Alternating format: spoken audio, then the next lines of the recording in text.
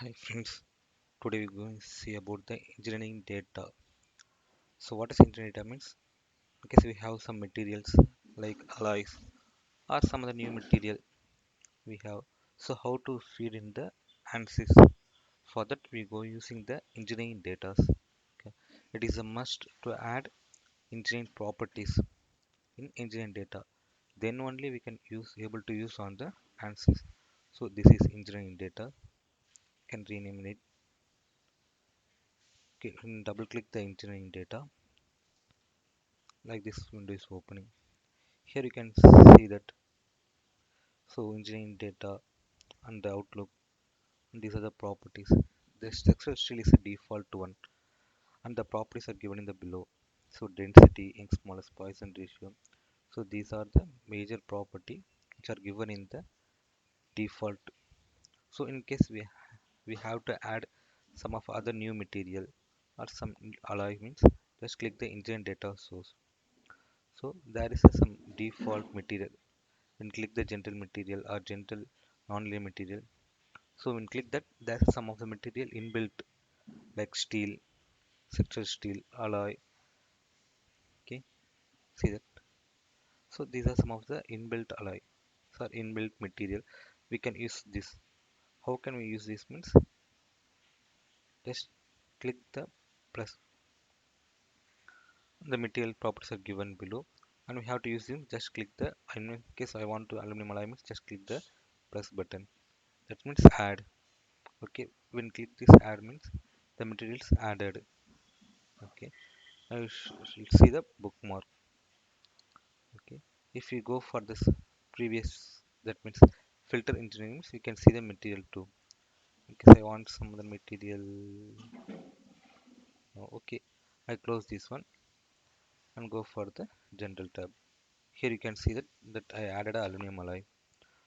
Okay, so in case I have to add new material, means just click add new material tab. Just click one. So what type of material we want, so that our property how to choose that one. So if I know a clear property, what are the property I have to add? That means just click that one. A property means density, the Young's smallest Poisson ratio. These are the major properties. So I have to know that one. So just I click that one and enter some of the material. Okay, this material name for my reference purpose only. So I just enter the material and click OK.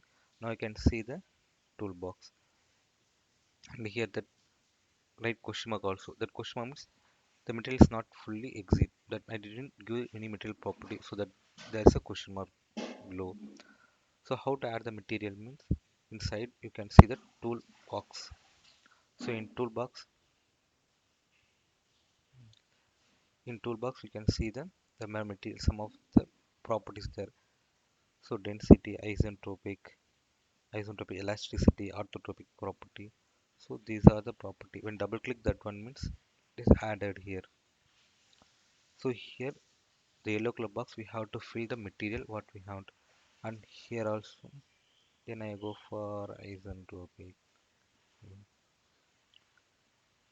We click the isentropic elasticity. Okay, here we go for the Young's smallest and Poisson ratio. For density and Young's smallest Poisson ratio, these are the major property we want. Instead of I want to add some of the new material or some of the new thing means, we can also add from here.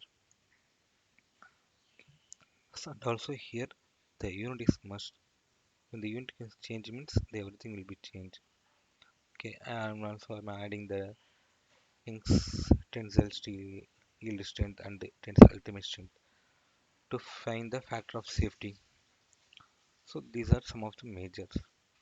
Okay, instead of I want to add for thermal means go for the thermal. Here the isotropic thermal properties.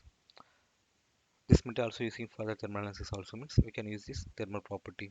Thermal property means thermal conductivity. So these are the property we have to give and must unit. So we have to careful in the unit. In case there is any change in unit means the overall analyzing get collapse. So we must careful in the unit. Okay, this unit is a must. That's a lot of unit in here. In case we using the grams means grams and kg means kg. So we have to careful because when we done some error it means the total collapse. Okay, in kg I enter the value and Young's smallness and Poisson ratio. Okay, and the yield strength I enter generally.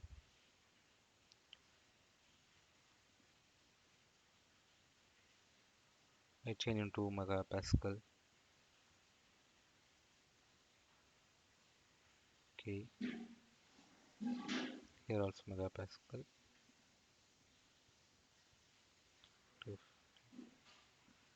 So the coefficient I entered random value here.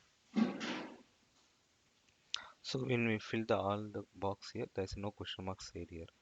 That means it is ready for use in the analysis. So these are the major properties we have to give there. Okay. In case I have to search new material,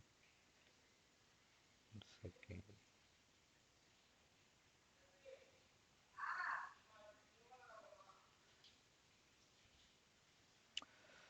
Okay, sometimes loading. Okay, here we somehow have a material called alternating stress miss value. So why it is using means this based on the cycling. In case we have to continue working or we have to know about the how much cycling we are using. So that's why we can move on that. Okay, yes, and cover type it.